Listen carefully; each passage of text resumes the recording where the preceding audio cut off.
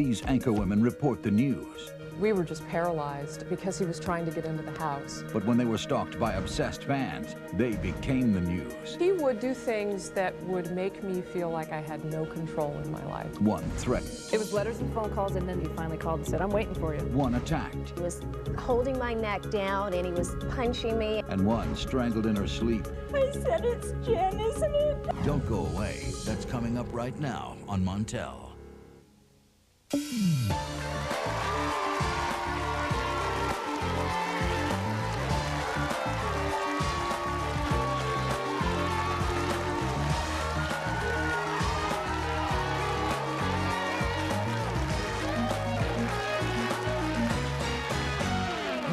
Welcome, and thank you so much for joining us today. Now, today we will meet some people who say that just doing their job has put them and their lives in danger. Take a look at this. Celebrity stalking continues to make headlines. David Letterman, Madonna, and Steven Spielberg have been pursued by obsessive fans who imagine themselves to be in a personal relationship with the stars. But while Hollywood stalking makes the news, the people delivering the news are sometimes in more immediate danger. I know that being in the public eye is my job, and a certain amount of attention from fans is expected, but my stalker has crossed the line.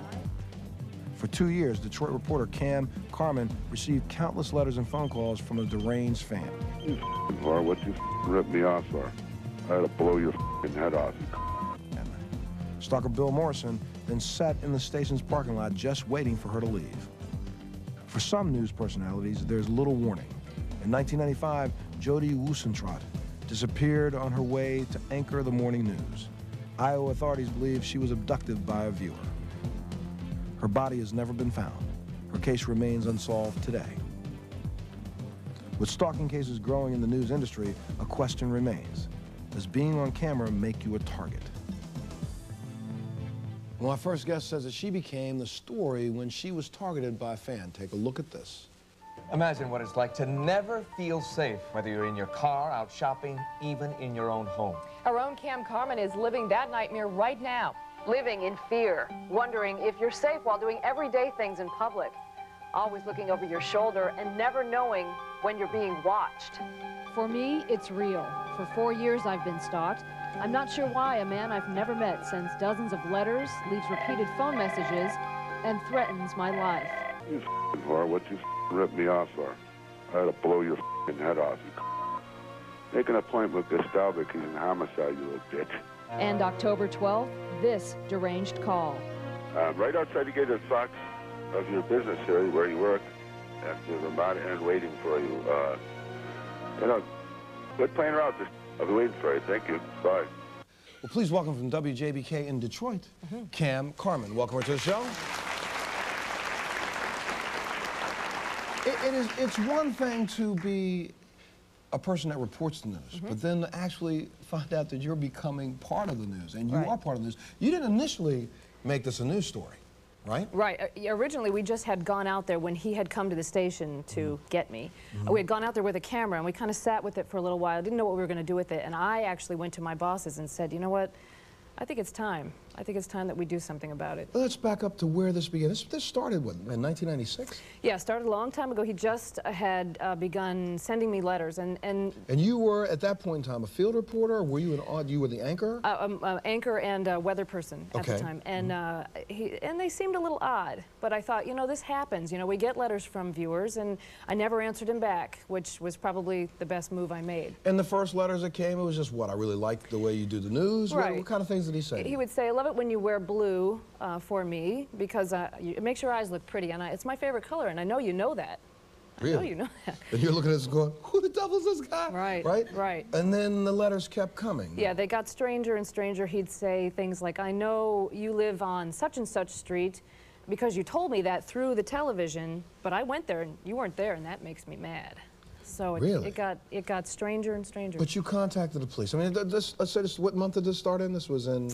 Well, I don't know exactly what month it started in, but summertime. Yeah, it was around the summertime, and I had he had actually called in that threat. So that was in June, and we had the police had come and said, okay, well, we're going to watch him He's probably okay. He's a little deranged. He's probably not going to come and get you. He doesn't have a car. We've kind of kept an eye on him. They went by this guy's house. Right. They right. they visually saw him. They knew Correct, who he was. And yeah. when you saw the picture of this guy, what did you think when you finally saw a photo? You know, actually, I wanted to cry. Really? Why? It just was so sad to me. He looked like he had been beaten up. You know, it was a mugshot. And this picture actually is when he was arrested. And so he had looked completely different from the mugshot that I had seen to this time period. He had said in his letters, I weigh 300 and something pounds, but I'm on a diet because I know that you like thin men.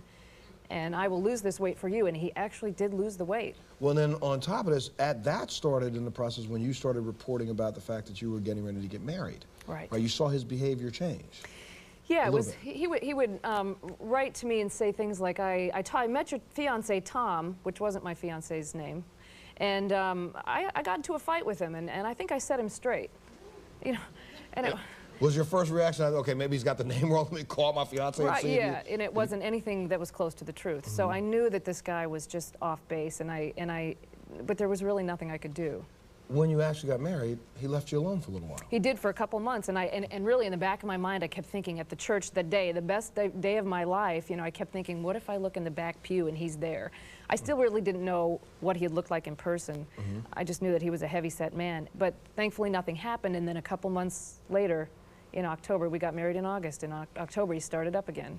So now, was it just letters, or was it letters and phone calls? It was letters and phone calls, and then that day in October, he finally called and said, I'm waiting for you. And when he called, he called you and said, I'm waiting for you. Did he say, I'm waiting for you right outside? Right outside the gates. Immediately, you called the police? We called the police, and because there was a previous threat, they came and actually arrested him that day, so. So now, what did they give him, though? What did he get? Okay, so he made threatening phone calls, kinda. Right? He made threatening letters, kinda. So how do you lock a person up for kinda breaking the law? What the charge was misdemeanor stalking, but they had seen that he was so clearly unstable. They had put him in a forensic center, and he's actually still there today, so. But if you're in a forensic center, you're only there until some doctor says, I think he's no longer a threat to the community.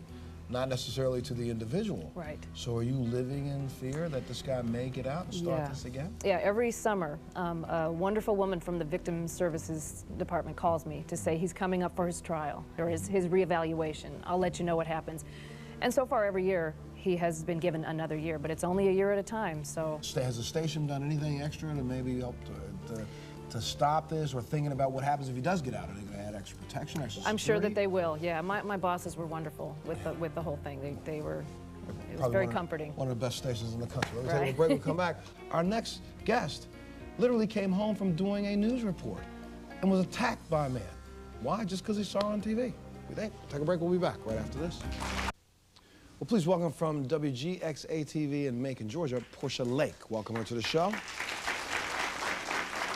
We're talking today about, I guess this would be one of those really kind of crazy secrets of this business where, you know, nobody really talks about it. Everybody and their brother and sister want to be an on-air personality, want to be a star, want to be on TV, want to be possibly a news person, but you don't know what comes along with the job. You had just started at a station, correct? I had just started at a smaller market station. It was Valentine's Day, and just shortly after I was coming home from work that evening, Montel, I was just going through my regular routine, and just as I was putting my key in the door, just that very moment, someone turned me around and just like slammed me against the door, and then slammed me back down to the ground and just started beating me up. So he was holding my neck down, and he was punching me, and he was scraping me up and everything, but never anything that was meant to be a fatal blow. But he kept calling out your name. My name, yes. Now, had you ever seen this person before? He was could you get a shot, or you couldn't get a really good look at him? He was dressed all in black. All in black. You ever seen him? You didn't hear from him at all before this incident took place? No. Did you have anybody writing you letters? No. Calling, asking for Portia? I had normal fans. Normal fans, right, okay. But nobody. But then what was it, about a week or two after this incident? It was probably, I guess about a month or so later, I got a package on my desk that it was a baby picture of a little boy. And it was addressed to Mama with love. And it came to you? For me. Now, this gave you the heebie-jeebies, because I don't have any. You don't have any kids? No little people. Ain't no you're nobody's mama. So all of a sudden, you're starting to think that this person is still out there. Now, you obviously filed a police report. Oh, yes. Police Went through all came, the they steps. checked, they couldn't find this guy. Nothing. Nowhere. Still no clue. You went as far as to change stations, did you not? Well, I did. I stuck with that because I did not want to quit. I did not want to be run out of town because of my fear. I ended up moving to across town. But then months later, after I finished out my contract, I went on to another station, which is where I'm at now. But now you're working at this other station, and something odd just started happening there. The first night. The first night? The first night. Explain to everybody what happened.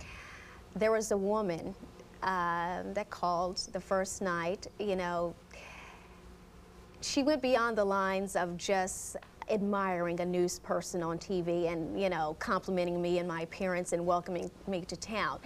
She did that the first phone call, but then the calls became more aggressive, and now she really, really wants to meet me at some outside location. But when you say they became more aggressive, just so we have an idea, what does she say to you when she gets you on the phone? Oh, you're beautiful. Oh, you're just the most beautiful black woman I've ever seen on TV. Oh, baby, you're going to be a star. I'm hoping we can get together for coffee. Maybe you can come over here.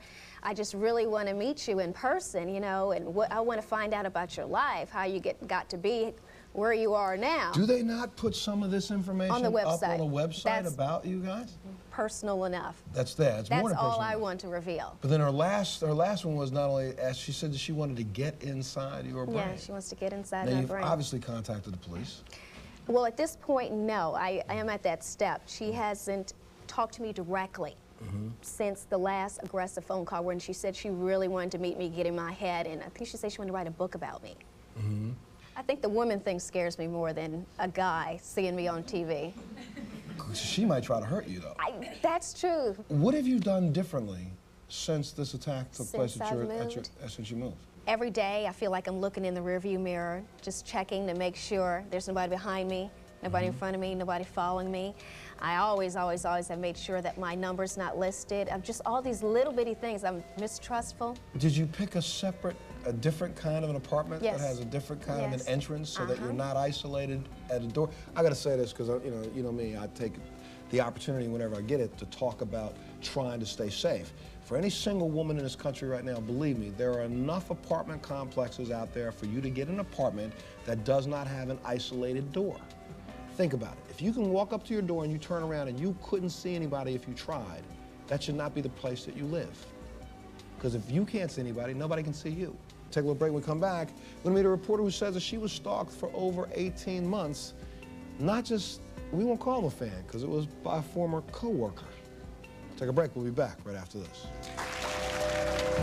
My next guest says that she lived in fear when a stalker invaded her life. I want you to take a look at this.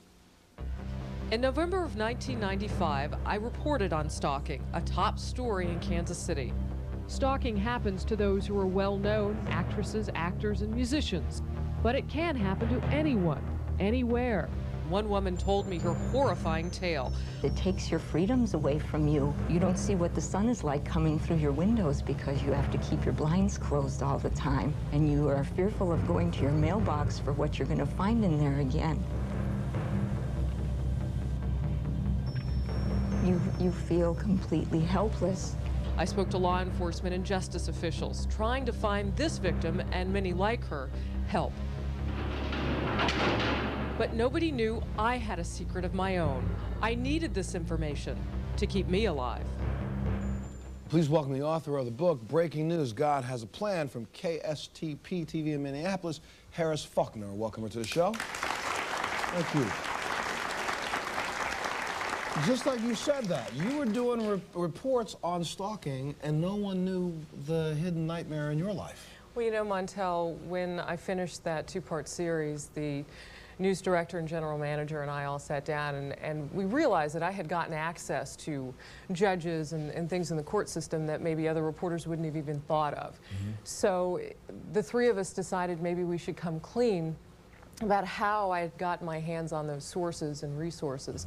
And really it had just, in the beginning, been planned for me to say one sentence about the fact that this is how I know I've been through this.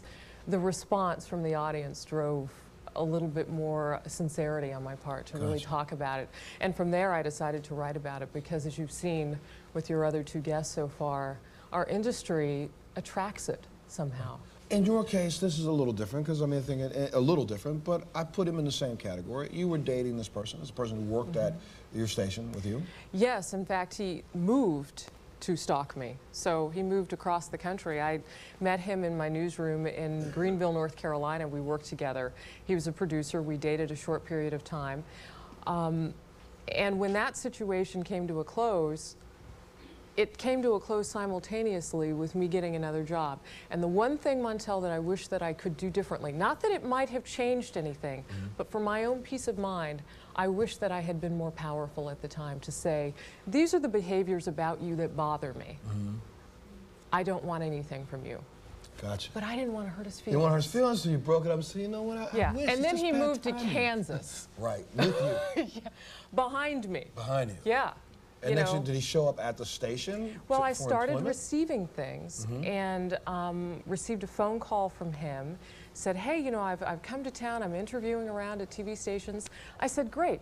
I didn't make the connection between what was being sent to me. I mean, dozens of flowers in a week's period. Tons of hang-ups on my home and work machines, on my voicemail systems. And then this person being in the city. I didn't make the connection right away. Okay, but still, now let's back up and just talk about that half without the connection for a second. First time you got the flowers, what did you think? Well, they were long stem roses and they were beautiful. They came anonymously but with a very sweet note. Love watching you, glad you're in Kansas City. By the end of the week, I'd gotten 8 dozen and it wasn't nice anymore. Right. And then the phone calls start. Yeah, 61 hang-ups in one night, the first night. Yeah. When did you finally make the connection? Because this happened over an 18-month period of time, correct? Well, it was made for me. I went out of town with a girlfriend. We went to Mexico. And before we left the hotel in Acapulco, I called home to get my messages, and my machine was full. You see, I had left, and he didn't know where I was. And he left all of these messages, with the last one being, I'm waiting for you. And of course, you heard that voice. You knew exactly who it was. Yeah. Immediately. Yeah, absolutely. When I come back, did you call the police then? I called the police, but not until after he had actually broken into my home. Let's talk about that when we come back. We'll take a break. We'll be back right after this.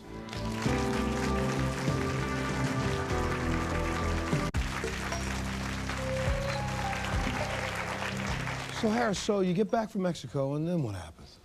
Well, that night, I had been looking at my vacation photos, and I'd left them down in the living room. I lived in a 2-floor apartment, and I'd gone to bed. It was in the middle of the night, and I heard a noise downstairs that woke me up at about 3 o'clock in the morning. I got up, went to the top of the stairs, and looked down the stairs, and I saw what appeared to be a light go off at the bottom of the stairs.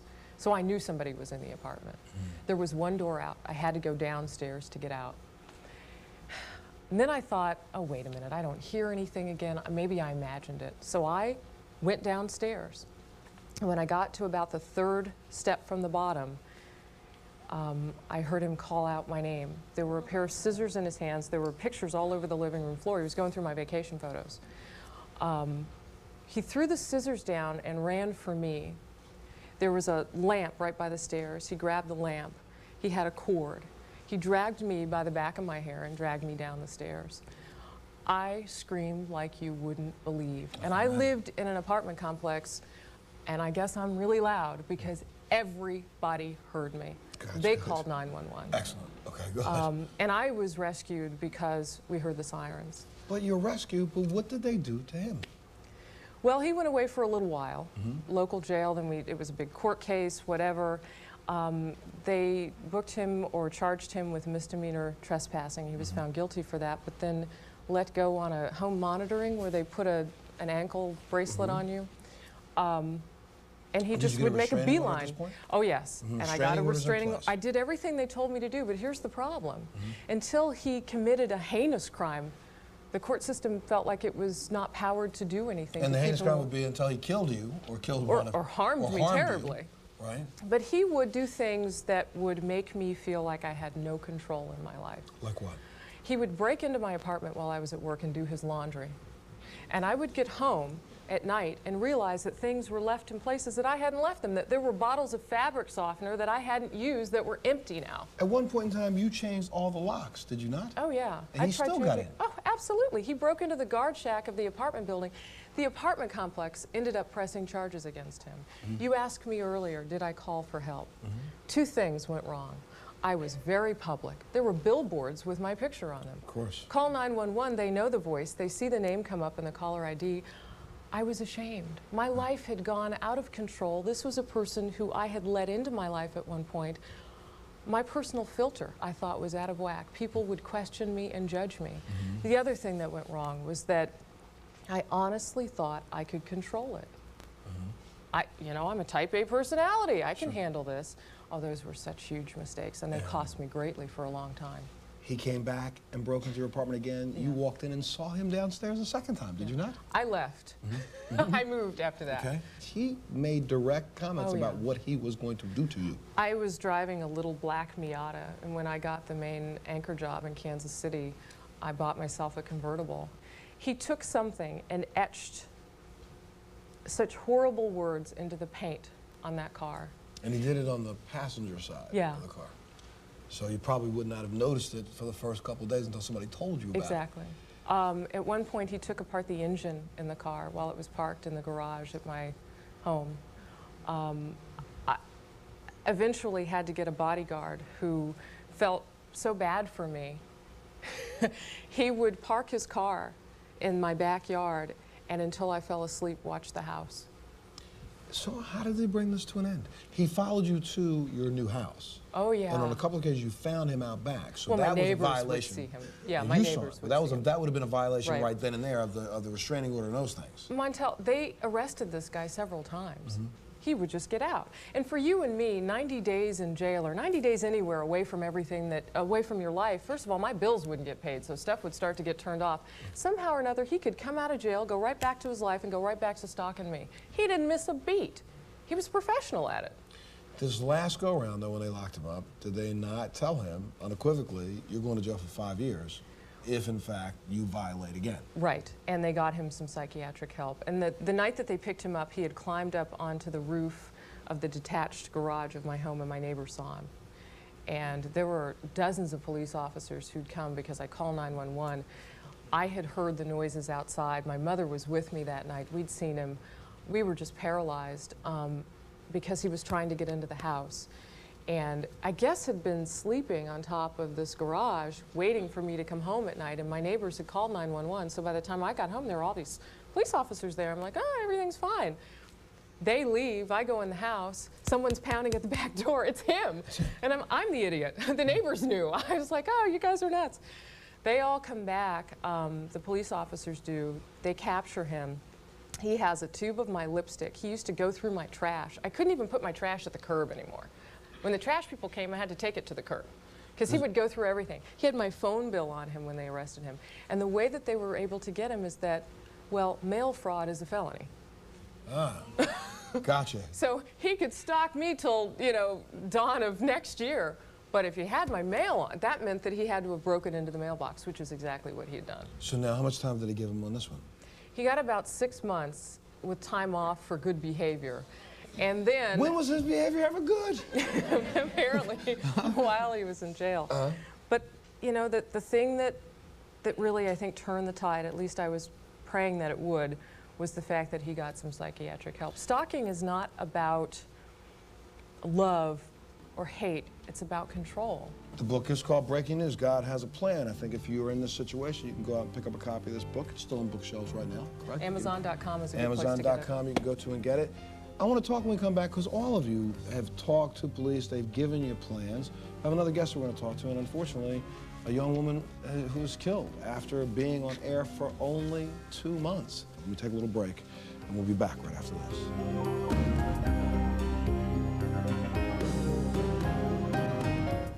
To her family's worst nightmare. I want you to take a look at this. My daughter Jennifer was a beautiful young woman just starting out. Jennifer had such a drive.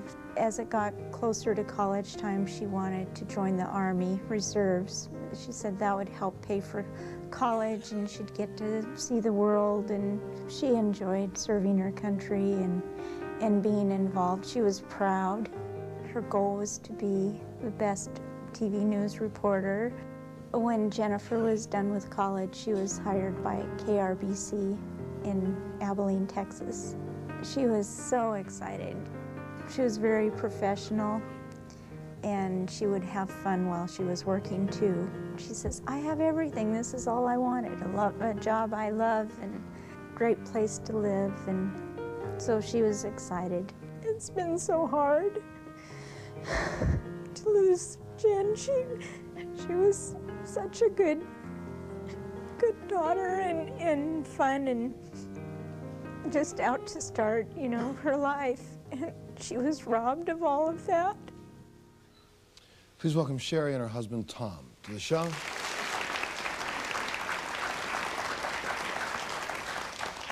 The two of you helped move Jennifer down to Texas, did you not? Sherry did. You helped I her did, move down. yeah.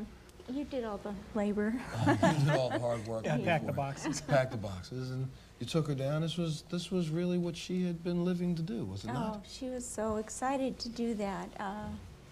She knew it was a beginning spot for TV news reporter, but she knew she had to pay the price to get up to the next paying market and move on up. The night that this happened, someone knocked on your door, did they not? Why don't you back up and tell us what happened tonight? At 5:30, September 16th, Tom was at a meeting, and I heard somebody knock on our door, and I went and answered it, and there was a police officer there, a sheriff, and he said, "Are you Sherry Abel?" And I said, "Yes." And he said, "Is Tom here?" And he said, I said, "No, he's at a meeting." I thought, good Lord, what'd Tom do? You know, I thought, what's wrong, you know? And he said, "I need to talk to you, and we need to get Tom home right away." So he said, "Can I come in?" And I said, "Yes." He started coming through the garage door, and I was going through the laundry room, and right then I knew something's wrong with Jen. I had this dream before, and I said, "It's Jen, isn't it?" And he said, "Yes, ma'am, I'm sorry, we need to call your husband." And of course, they called that you came home, and they told you, what did they tell you? Just very bluntly, Jen was dead, and Sherry was crying in the living room. We just... Well, they found her inside of her apartment. She'd been sleeping. She was sleeping. Did she not she had just done the news earlier, though, that day? Yes. So now is there, people at the station were concerned because she hadn't come back to work? Right, two days before she had 2 days off. She worked weekends. So by the time they found her, I think the police had already determined she had already been dead for 24 hours. 2 days. 2 days. I guess this investigation is open, but still to today, no clues.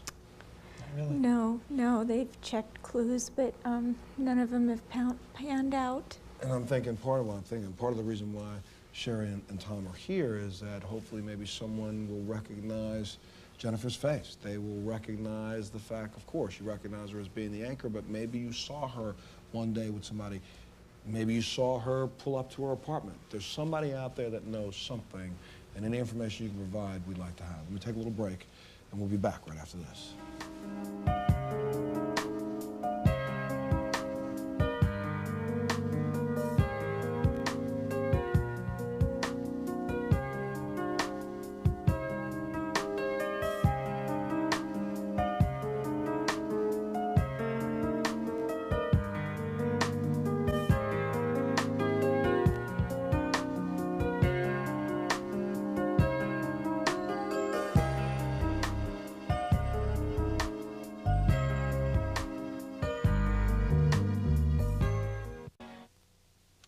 Just so we make sure that our viewers out there have all the information, that day, did not one of her friends say that Jennifer was shopping with a friend and they thought that they were being followed by someone in a red car? Mm-hmm. Yes, yes. And enough so that it scared Jennifer enough that she went to her friend's apartment and waited for a while before she continued home. Mm-hmm. Correct? Yes. So if that's the case, again, I mean, I think people in the area might recognize your daughter from being on air and may have thought, oh yeah, I saw her go by and I saw a car go by.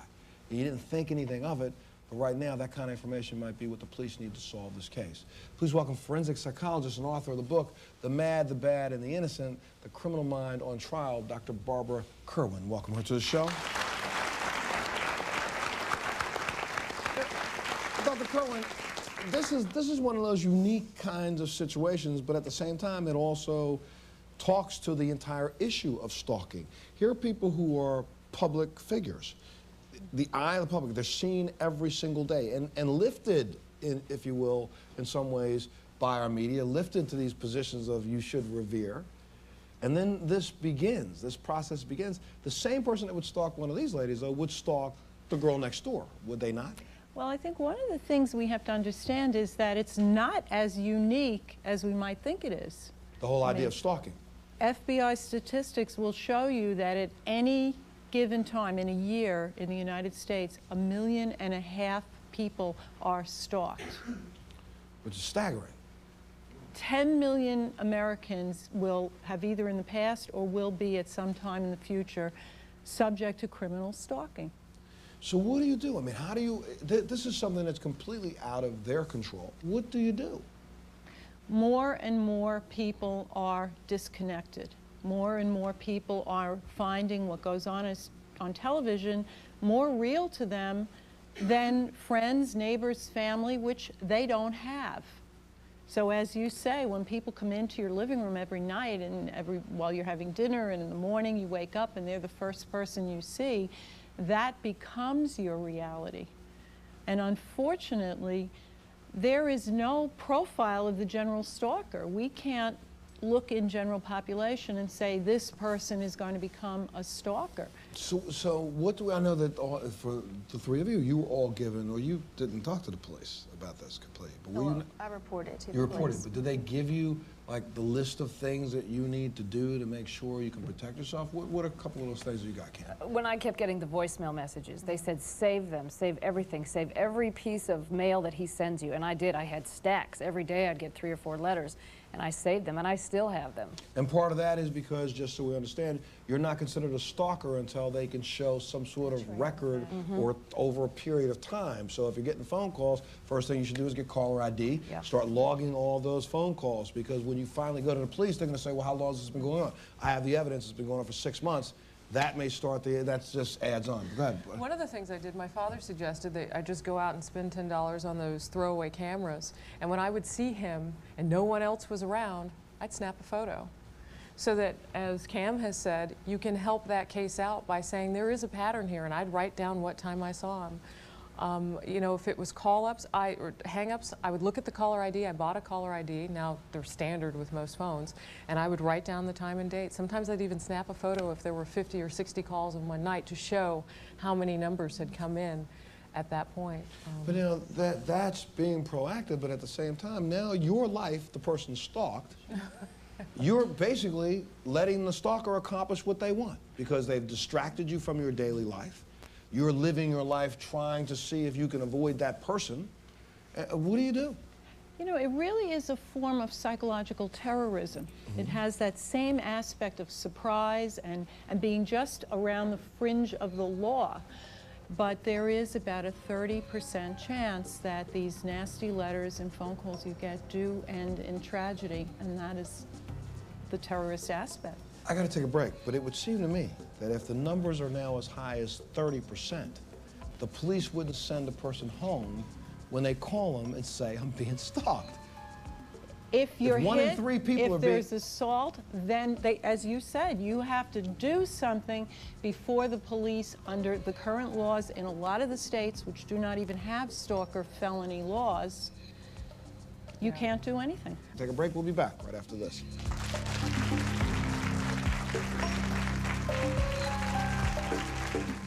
In The Innocent, The Criminal Mind on Trial, tales of a forensic psychologist, Barbara Kerwin, go out and get a copy, please. Let's just talk about this real quick because we're running out of time. Are there some steps? I'm sure they gave you a series of steps. What are the steps you should go through? First thing you do is you call the police. Second thing you do is what? Well, second thing is document. In your case, you knew who the person was, cameras, caller ID, all of that kind of stuff. Third case, never be alone. Don't, which is a horrible thing. It is an invasion of your privacy, but you have to make sure you're in the most public, secure facilities that you can be in. You know, you bring up a reason why I stayed on the air. I've had people ask me, well, this guy was targeting you, he can come back. I've gone on with my life. I'm still on television. I do evening newscasts in Minneapolis. I have because I've never felt safer than when I'm in front of however many hundreds of thousands of people watch me every week. Well, Cam's situation is a very different situation. When it's a stranger stalker, the best thing to do is just hang up the phone. No profanity, no contact, no return calls.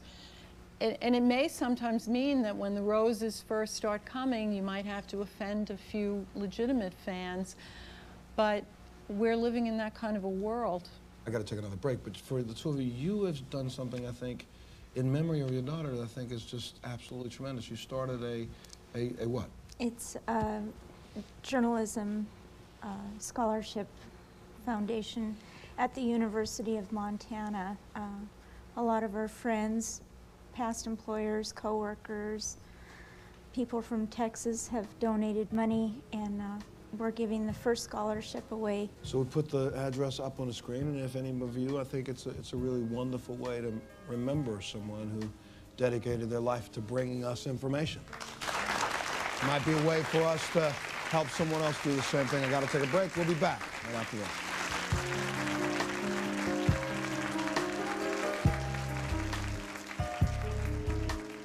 We're out of time. There was one question Harris had, and that's about orders of protection. Are they truly good when you travel? I think the police would tell you, and the authorities would say that they are, but they really aren't. Because they're supposed to be, stand up, really. But you go from one state to the next, try to get another police department to enforce another police department's order of protection. It's probably not going to happen. And then unfortunately, we have people who get hurt that way. You know, Cam is from our station WJBK in Detroit, and Portia from WGXA in Macon, Georgia. Harris is from KSTP TV in Minneapolis. Make sure you keep tuning in, but just tune in. All right, leave them alone. and I also would say, though, too, to any person out there who feels that they're in that situation, just by virtue of the fact that you exist does not give anyone else the right to violate you and your space. And I think too often we sit back and think, oh, I'm not going to do anything, or I'm not going to say anything, or I'm not going to do anything. And then by the time you decide to say something, it can almost be too late. Do what's right. When you think you're being bothered and you're being harassed by someone, copy as much information as you can, get as much as you can, keep a journal, keep as much evidence as you can, and the first sign of anything that seems to be untoward, go to the police. It's better having the police got a frivolous report than get a report a month and a half later that they have to go find somebody. Okay? Thank you so much for being here, and thank you for sharing. We put Jennifer's foundation up. I'll put it up again. If you want to donate, please help us keep the message out there. Get some more people trained to be journalists. I'm out of time. Join us on the next Montel.